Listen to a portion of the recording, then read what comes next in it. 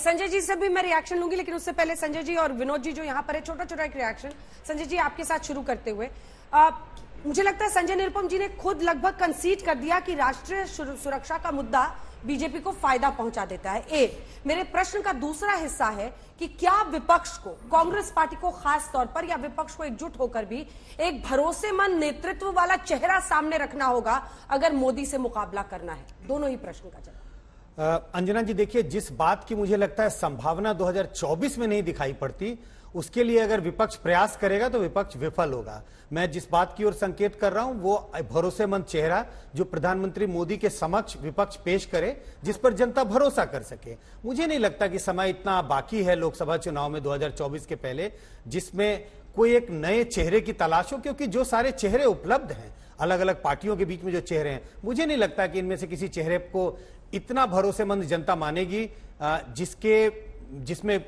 जिनमें जनता विश्वास जताएगी प्रधानमंत्री मोदी के विपक्ष उनको जब रखा जाएगा तो। लेकिन जहां जो दूसरी बात है कि मुद्दों की अगर बात है, अगर चेहरों की लड़ाई होगी, जैसा विनोद जी ने भी कहा, 2024 की लड़ाई में बीजेपी मुझे आज भी आगे दिखाई पड़ती है अगर चेहरों की लड़ाई हो रही है तो।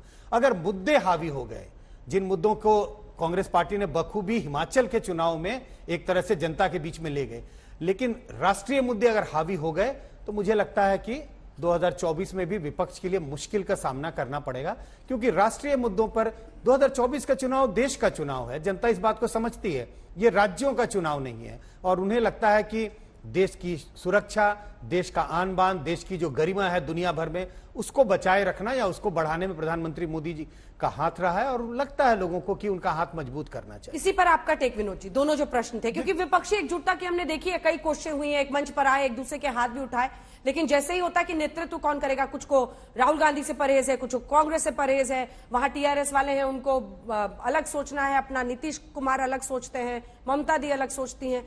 क्या एक भरोसेमंद चेहरा मोदी के मुकाबले खड़ा हो सकता है? देखिए, विपक्ष की एकता हवा में नहीं होगी, या तो चेहरा जो है वो ग्लू बनेगा या मुद्दे ग्लू बनेंगे। अब सवाल ये है कि विपक्ष के जितने चेहरे हैं हम सब उनके बारे में देख रहे हैं, कौन चेहरा मोदी जी के सामने टिक सकता है, ये अभी बड़ा गंभीर प्रश्न है।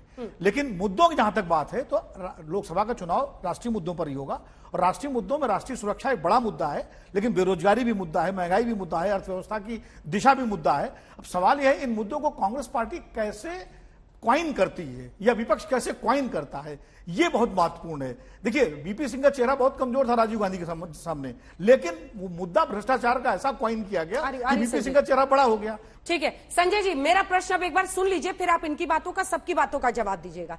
मेरा प्रश्न यह है कि बार बार आप लोग कहते हैं कि मोदी जी इवेंट करते हैं, पीआर करते हैं, लेकिन जब गुजरात की इतनी बड़ी जीत हुई तो उन्होंने बीजेपी दफ्तर में एक भव्य आयोजन किया, कार्यकर्ताओं में जोश भरा।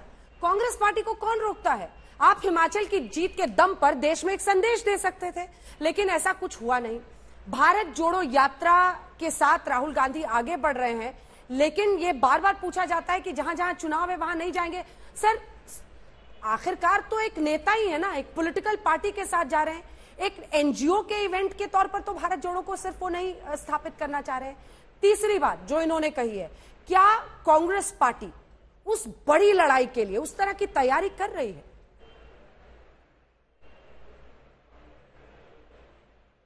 तीन बातें आपने कही है अंजना जी। सबसे पहली बात तो जो आपने इससे पहले एक कमेंट किया था उसके ऊपर मैं भूल गया था जवाब देना। आपने कहा दिल्ली में कांग्रेस पार्टी की जमानतें जब्त हो गई और नीचे से जमीन खिसक गई, आम आदमी पार्टी जीती। अच्छी बात है, कहीं पर आम आदमी पार्टी जीतेगी, कहीं पे कांग्रेस पार्टी जीतेगी, कहीं कांग्रेस पार्टी जीतेगी तो आम आदमी पार्टी की जमानत जब्त होगी, और कहीं आम आदमी पार्टी जीतेगी तो हो सकता है कांग्रेस पार्टी बुरी तरह हार जाए।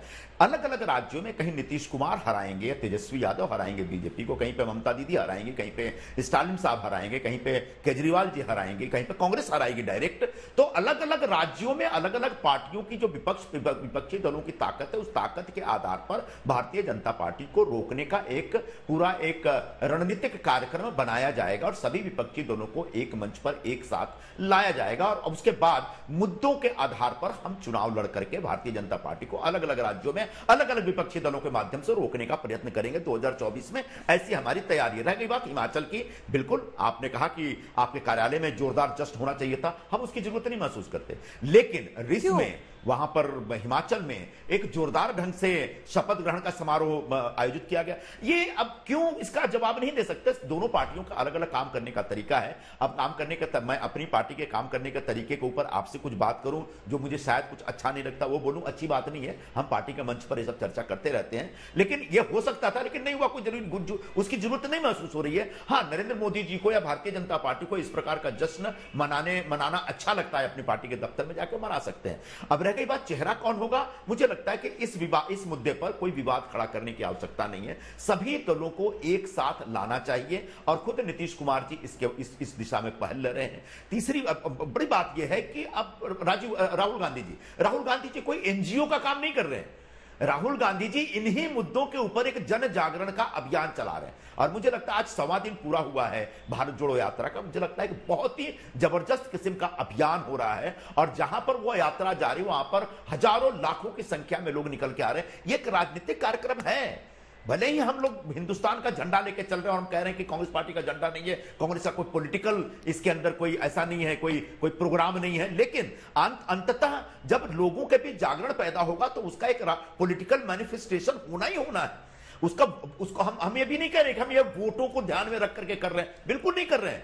लेकिन जो मुद्दे राष्ट्रीय सुरक्षा के मुद्दों की वजह से दब जाते हैं और जिसके ऊपर भारतीय जनता पार्टी इतनी हावी हो जाती है कि बुनियादी प्रश्नों के ऊपर चर्चा करना आप भी भूल जाती हैं, लोग भी भूल जाते हैं, तो क्यों नहीं उन मुद्दों को लेकर के लोगों के बीच जोर से जाया जाए और जोर से शोर मचाया जाए। और मुझे लगता है राहुल गांधी एग्जैक्टली यही कर रहे हैं। जो महंगाई का मुद्दा है, बेरोजगारी का मुद्दा है, लोगों के बीच नफरत फैलाने का मुद्दा है और लोगों को डराने का जो मुद्दा है, इन मुद्दों को बहुत तेजी से, बहुत गर्मी से और बहुत ताकत के साथ उसको उठाने का प्रयत्न राहुल गांधी जी कर रहे हैं। मुझे लगता है कांग्रेस पार्टी इस दिशा में बहुत बड़ा धर्म निभा रही है, जो एक प्रकार का राष्ट्रीय धर्म है। और मुझे लगता है सभी पॉलिटिकल पार्टियों को, खासकर विपक्षी दलों को, मैं भारतीय जनता पार्टी की बात नहीं बोल रहा, भारतीय जनता पार्टी को तो इस भारत जोड़ो यात्रा से बड़ी तकलीफ हो रही है। रह करके हमारी आलोचना भी करते हैं, राहुल जी की भी आलोचना करते हैं, बड़ा चीछालेदर भी क्या बोलते हैं उसको, कुछ ना कुछ कमी ढूंढते रहते हैं। चीछालेदर वर्ड गलत यूज किया मैंने। कुछ ना कुछ कमी ढूंढ करके उसको एकदम आउट ऑफ ब्लो फैलाने की कोशिश करते हैं और भारत जोड़ो यात्रा को बदनाम करने की कोशिश करते हैं। ये भारतीय जनता पार्टी का अपना काम करने का तरीका है।